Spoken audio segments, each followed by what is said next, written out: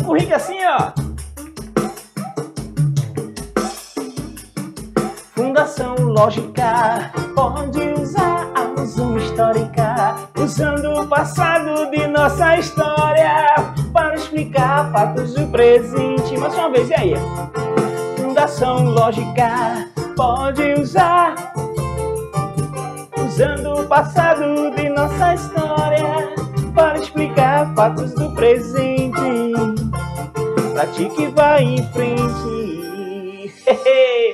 Olá, rapaziada, tudo bem com vocês? Eu sou o professor de português Henrique e seus teclados. Nesta videoaula, vamos continuar estudando o texto dissertativo argumentativo, porém, nós vamos aprender como construir a conclusão desse gênero textual, tá bom? Nos vídeos anteriores, eu apresentei o conceito do gênero do texto dissertativo argumentativo e como fazer uma introdução para esse tipo de gênero e como desenvolver o desenvolvimento.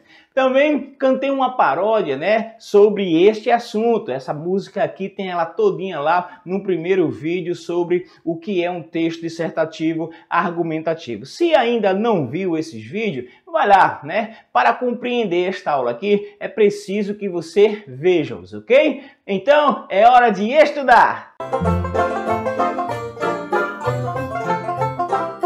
No desenvolvimento, gente, nós vimos que é preciso apresentar as teses, problemas e defendê-las com algum tipo de argumento. Eu mostrei para vocês alguns tipos de argumento no vídeo postado aqui no canal, né, sobre o que é um texto dissertativo argumentativo. Esses problemas agora, na conclusão, precisam ser resolvidos, tá bom? Quanto mais original a solução, mais destaque terá o seu texto perante o corretor. Ou seja, se sua conclusão cai no comum, provavelmente sua proposta de intervenção, que é a sua conclusão, não terá grande peso. Sendo assim, sua nota tende a não ser muito boa, beleza?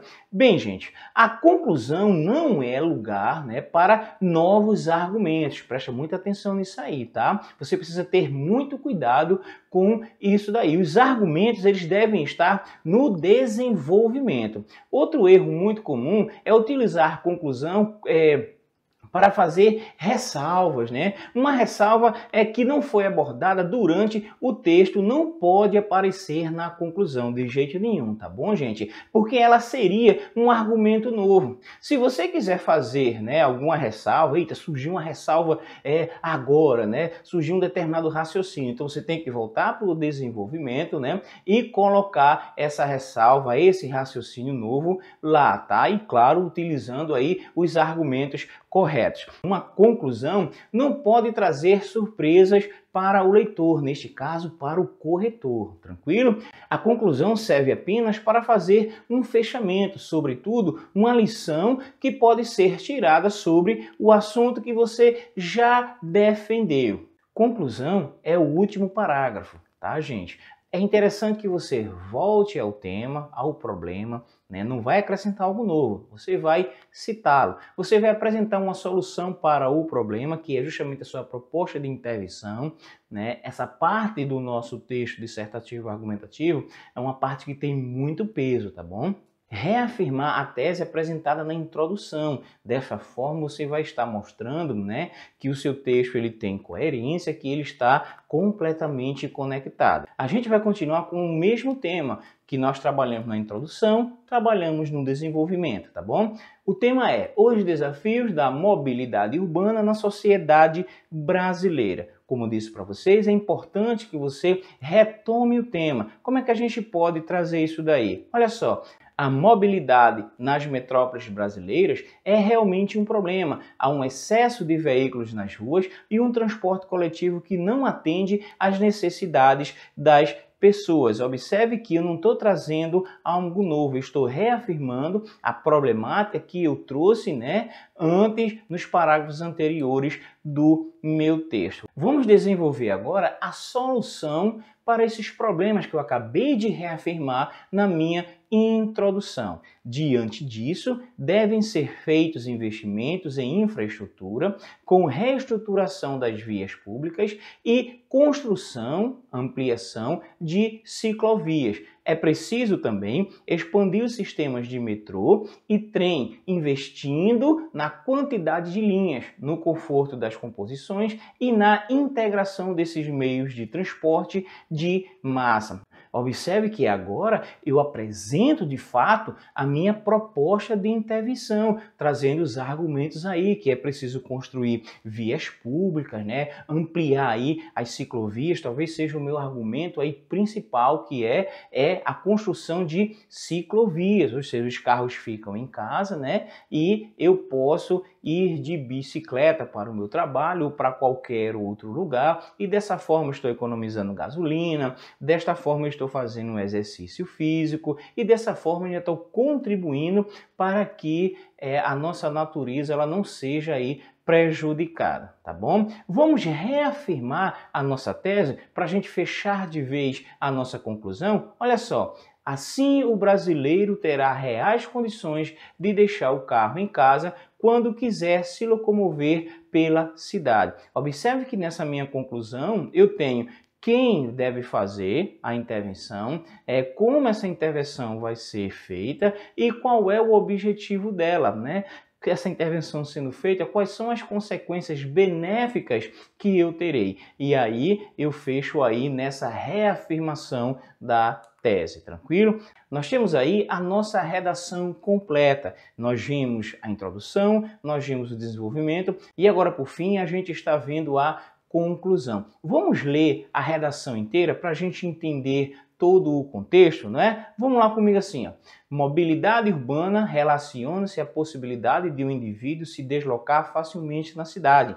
No entanto, o que se observa no Brasil diariamente, principalmente nas metrópoles, são congestionamentos estressantes e um transporte público ineficaz. Nesse sentido, é importante que se criem condições de o brasileiro deixar o carro em casa quando precisa se locomover pelos centros urbanos do país. Observe que a minha tese-solução na introdução, eu já amarro ela, né, com a minha conclusão, quando eu trago a ideia de que os carros fiquem em casa e as pessoas passem a usar, né, bicicletas, usando as ciclovias. Veja que há essa ligação, dando aí o meu texto uma excelente coerência. Seguindo, a infraestrutura de muitas cidades brasileiras se mostra precária diante da quantidade de carros que circulam pelas vias públicas. O congestionamento, a lentidão do tráfego faz com que as pessoas constantemente se atrasem para chegar a seu destino, além de causar problemas de saúde naqueles que ficam horas presos no trânsito, respirando os poluentes que saem dos escapamentos dos veículos. Dessa forma, fazer com que menos carros circulem pelas ruas é necessidade e não um fato opcional. Nesse meu parágrafo aí, eu trago o meu primeiro argumento, não é? Que é a infraestrutura das cidades brasileiras, ela não é eficaz, ela não é boa. E eu termino aí o meu parágrafo, né, dando uma tese, né, solução para ele. Dessa forma, fazer com que menos carros circulem pelas ruas é uma necessidade e não um fato opcional. Veja que aí eu fecho meu parágrafo dizendo, reafirmando que, olha só, os carros eles precisam ficar em casa. No final, na minha conclusão, eu vou dizer como esses carros podem ficar em casa, não é assim? Veja só, vamos para o nosso segundo parágrafo de desenvolvimento. Além disso, embora o transporte coletivo seja a única opção de muitos brasileiros, ele nem sempre atende a população de maneira eficaz. Em grandes centros urbanos do país, priorizou-se por muito tempo o transporte individual. Verificam-se investimentos em túneis, viadutos e vias expressas em detrimento dos sistemas metroviário e ferroviário. Hoje, o que se vê são trens e metrôs em estado precário, superlotados e que não suprem totalmente a necessidade daqueles que os utilizam. É preciso, portanto, mais qualidade e eficiência no transporte público para que ele se torne de fato uma boa opção a todos. Observe, gente, que nesse parágrafo eu começo com um conectivozinho, que é o além disso. Além disso, que tudo o que eu já disse antes, é preciso haver essa conexão, essa soma, né, de ideias. E no finalzinho a gente fecha o nosso parágrafo, né, com uma afirmação, ou seja, com uma tese-solução,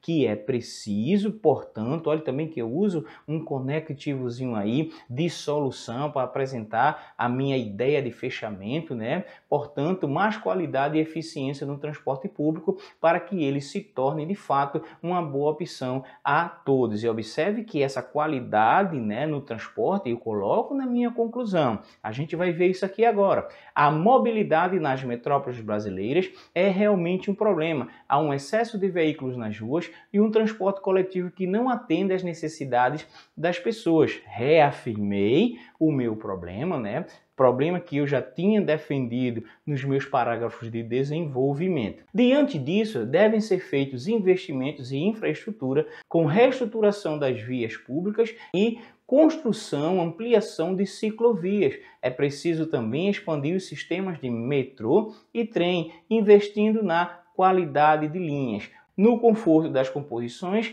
e na integração desses meios de transporte de massa. Assim, o brasileiro terá reais condições de deixar o carro em casa quando quiser se locomover pela cidade. Observe como a conclusão ela fez um fechamento para o texto, mas não apenas repetindo ali algo, né, que foi dito, né? Uma ideia nova foi colocada, manifestando um pensamento que já foi defendido no texto, não é algo completamente novo, tá bom? Então, gente, podemos resumir tudo o que vimos sobre conclusão, destacando a importância que há no desenvolvimento e sua argumentação na formação da conclusão. É dele que vai partir o raciocínio que vai formar essa conclusão, tranquilo? Quando você for concluir um texto, né, dissertativo argumentativo, é importante que você responda pelo menos umas dessas perguntas aí, ó. Olha, que lição pode ser tirada disso? Como resumir a solução para esse problema? O que merece ser destacado nesse raciocínio? Assim você vai conseguir elaborar sua conclusão com mais facilidade se você conseguir aí responder pelo menos uma dessas questões, tranquilo? Bem, chegamos ao fim desta aula. Se ainda não se inscreveu no canal, inscreva-se, vai ajudar muito, beleza? Forte abraço e até a próxima!